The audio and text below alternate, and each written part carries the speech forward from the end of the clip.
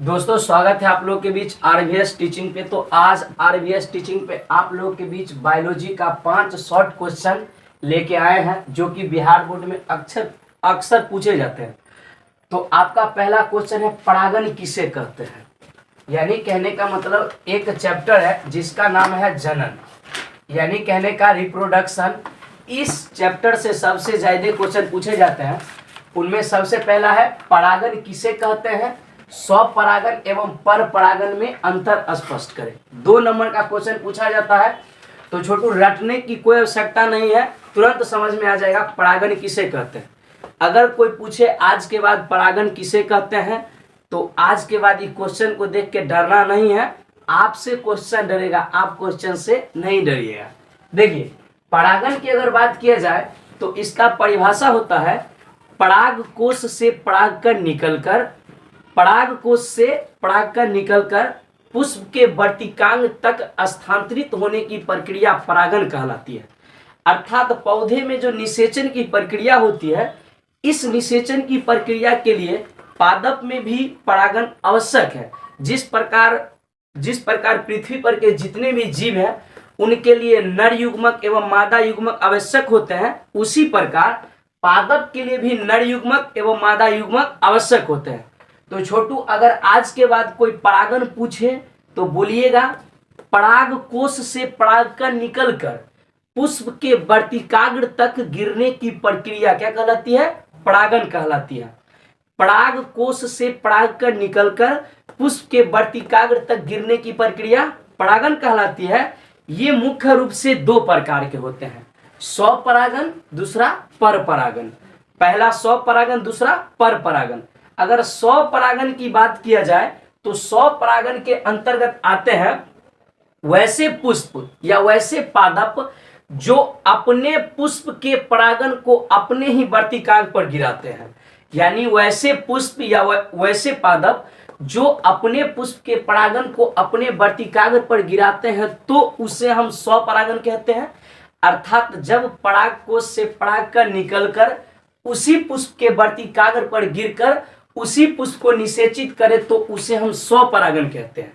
परागन की प्रक्रिया अगर कोई पूछे तो बोलिएगा, पराग कोश से परागकण निकलकर पुष्प के वर्तिकाग्र तक स्थानांतरित होने की विधि परागन कहलाती है।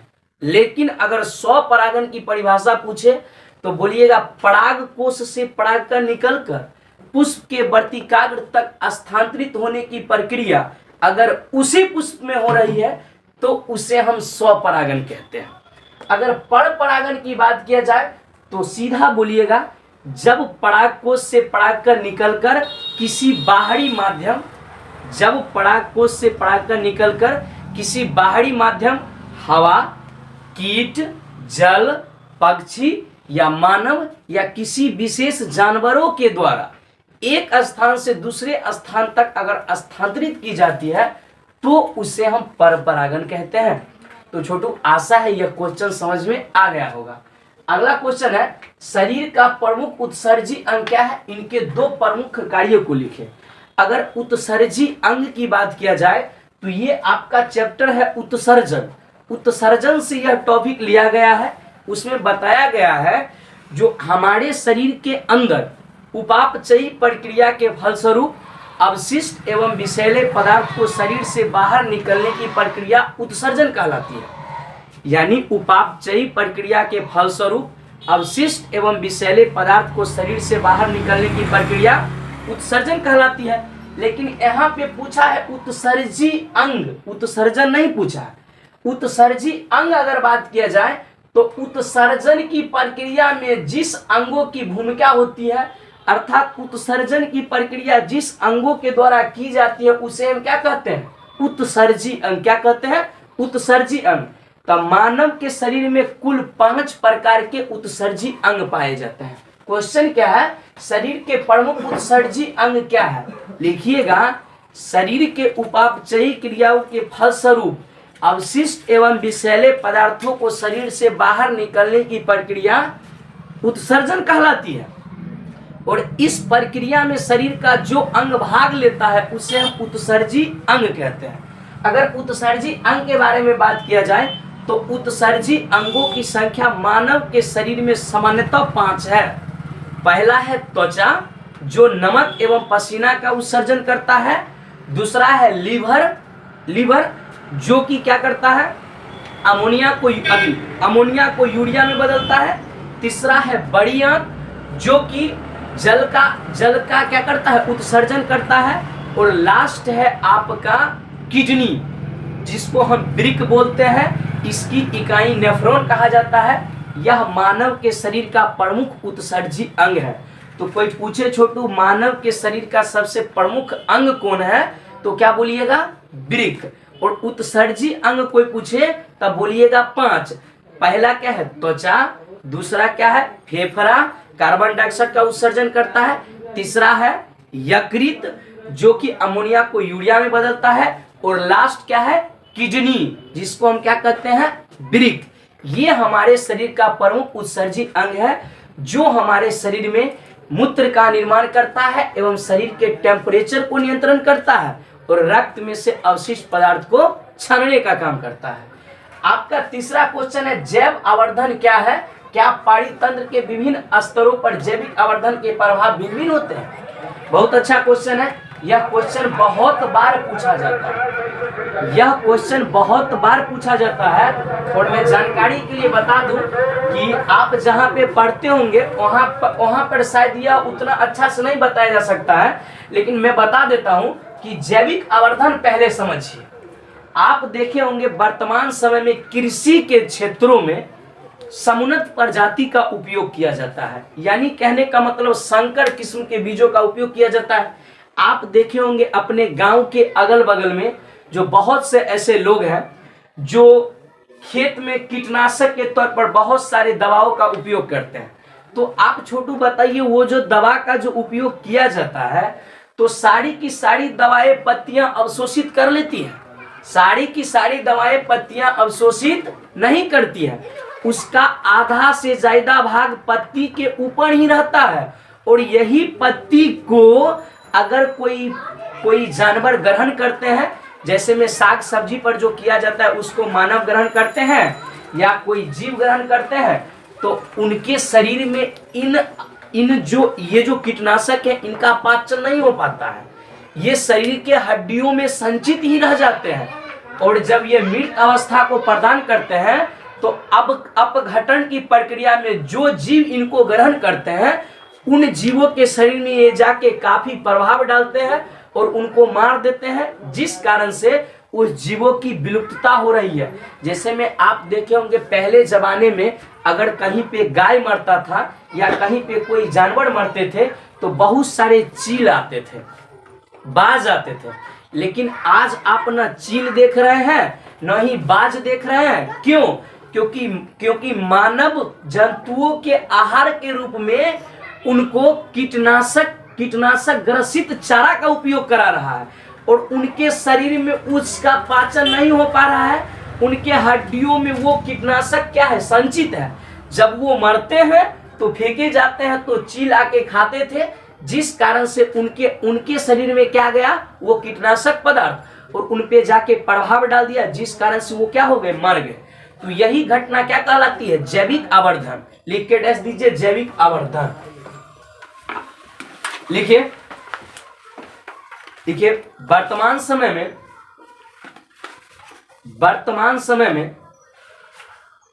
कृषियों के क्षेत्र में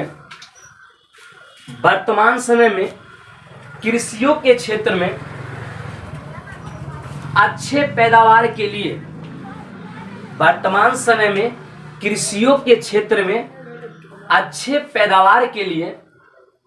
अच्छे पैदावार के लिए समुन्नत प्रजाति के बीज के साथ साथ ऊपर से बहुत सारे जैव रासायनिक पदार्थ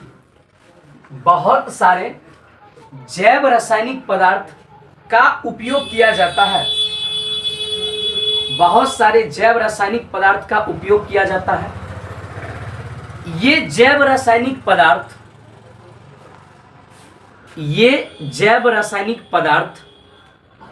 की मात्रा पौधे समुचित मात्रा में अवशोषित नहीं करती है, की मात्रा पौधे समुचित मात्रा में अवशोषित नहीं करती है, पौधे समुचित मात्रा में अवशोषित नहीं करती है, जिस कारण से आधे से अधिक भाग पत्तियों पे संचित रह जाते हैं, जिस कारण से आधे से अधिक भाग पत्तियों पर संचित रह जाते हैं, और जब इस पादप को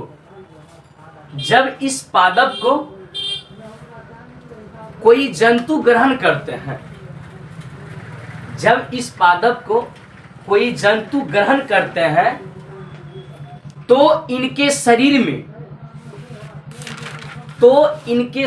में इनकी सांद्रता बढ़ती जाती है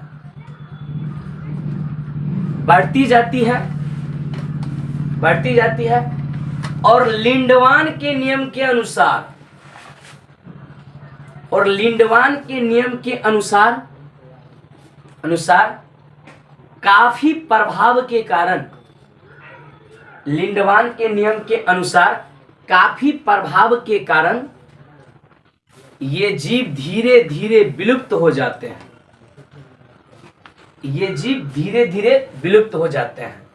और हम जानते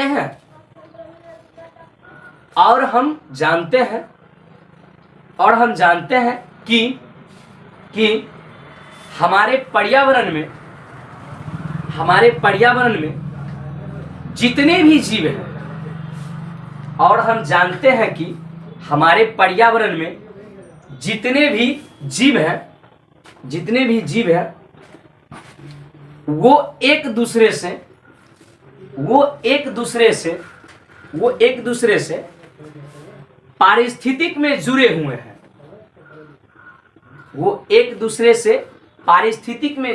हैं, अगर इनमें किसी कारण से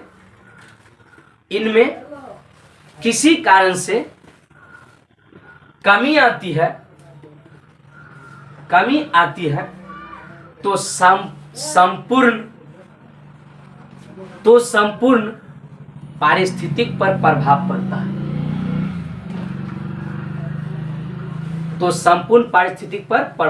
है, तो देखिएगा अगला क्वेश्चन है आपके पास, हमारे अमाशय में अम्ल की भूमिका क्या है।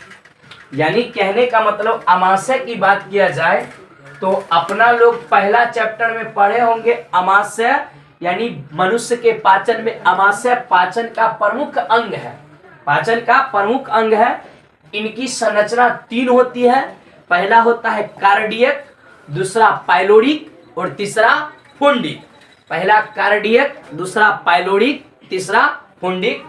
कार्डियक जो होते हैं, लिखना नहीं है, कार्डियक जो होते हैं ये HCl को स्रावित करता है। यहाँ पे क्या दिखा गया है, अम्ल, तो HCl एक अम्ल है, इसका हिंदी नाम है हाइड्रोक्लोरिक अम्ल। HCl जो अम्ल है वो हम जो भोजन करते हैं तो भोजन के साथ साथ जो अत्यधिक सांद्रता वाले जो जीवाणु जाते हैं या जो जीव प्रवेश कर जाते हैं, जो लार के प्रभाव से नहीं मर पाते हैं। और हम जानते हैं कि लार में कौन एंजाइम,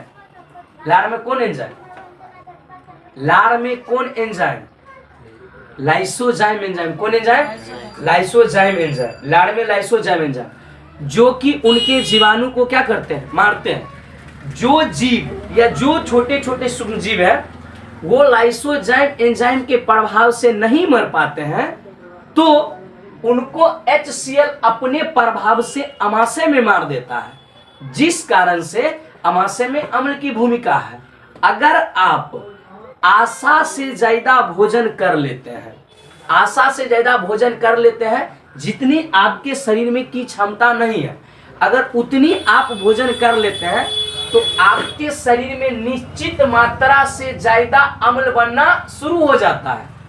अर्थात मान के चलिए क्या आप एक दिन में 2 रोटी खाते हैं, एक दिन में 2 रोटी खाते हैं, लेकिन अगर एक दिन कोई ऐसा आया आप भोज खाने के लिए गए और 12 रोटी खा लिए, तो बताइए आपके शरीर में पहले 2 रोटी को पचाने की क्षमता के अनुसार अम्ल निकलती थी, लेकिन यहाँ पे निकल कितना रहा है 12 रोटी पचाने की। तो आप बताइए आपके शरीर में अम्ल की मात्रा बढ़ेगा कि नहीं? जरूर बढ़ेगा। किस अम्ल की? HCl अम्ल की, हाइड्रोक्लोरिक अम्ल की। तो बताइए आपके शरीर के अंदर अम्लीयता बढ़ेगी या क्षारीयता? तो सर जी अम्लीयता बढ़ेगी। तो इसी को गांव देहात में कहते हैं क्या? पेट में क्या कर रहा है? दर्द दे रहा है, धुइनी दे रहा है। तो इसी को ठीक करने के लिए एक दवा आता है जिनका नाम है इनो। इसी को बोला जाता है MgOH का होल ट्वाइस, यानी मिल्क ऑफ मैग्नीशियम, मैग्नीशियम का दूध, जिसको तत्कालीन देने पर उसकी शरीर की एसिडिटी को खत्म कर दिया जाता है। तो ये था हमारे अमाशय में अम्ल की भूमिका। तो लिख के डैश दीजिए। देखिए हम जानते हैं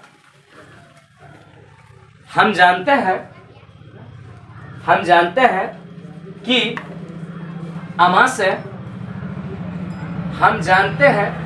अमाशय, मानव के पाचन का प्रमुख अंग है। मानव के पाचन का प्रमुख अंग है। ये शरीर के अंदर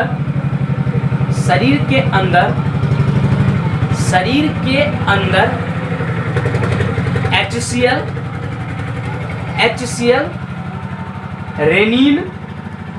रेनिन,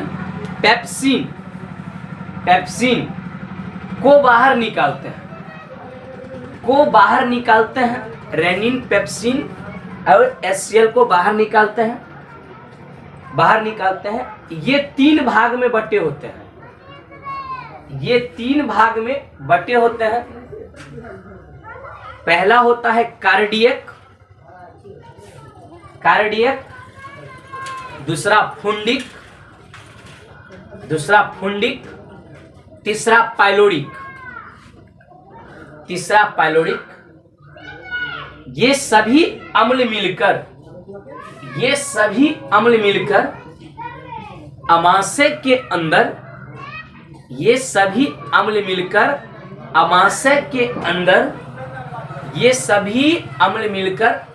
के अंदर भोजन की पाचन में महत्वपूर्ण योगदान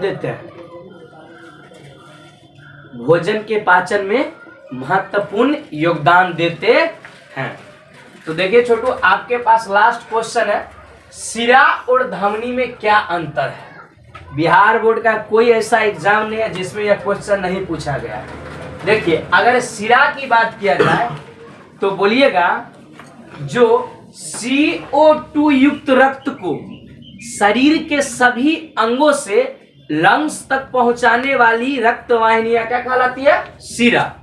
और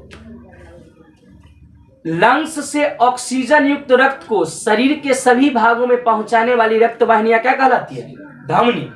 धमनी। अगला अंतर में लिखिएगा, इनकी दीवार मोटी होती है। किसकी? धमनी की कि शिरा की? धमनी की। और शिरा की दीवार पतली होती है। शिरा का रंग कैसा होता है? नीला। कैसा होता है? नीला, जो कि हमें त्वचा के कारण बाहर से काला दिखाई देते हैं। अच्छा बताइएगा, डॉक्टर जो सुई देता है वो शिरा में या धमनी में? शिरा में। किस में? शिरा में। शिरा में रक्त के प्रवाह का दर कितना होता है? 80 या 120? 80। कोई दिक्कत नहीं ना। शिरा में कार्बन डाइऑक्साइड युक्त रक्त या ऑक्सीजन युक्त? कार्बन डाइऑक्साइड युक्त। उसके बाद अगर बात किया जाए धमनी की, तो अगर धमनी की बात किया जाए तो धमनी की जो परत होती है वो परत निचले स्तर में पाई जाती है। कहाँ पे पाई जाती है? निचले स्तर में पाई जाती है। और इसमें प्राय रक्त की गति बहुत ज्यादा तीव्र होती है, जिस कारण से प्राकृतिक इसको बीच में स्थगित किया गया है। इनका रंग प्राय लाल होते हैं और इनमें ऑक्सीजन युक्त रक्त का प्रवाह होता है। तो मिलते हैं नेक्स्ट वीडियो में, तब तक के लिए tata bye bye, good night.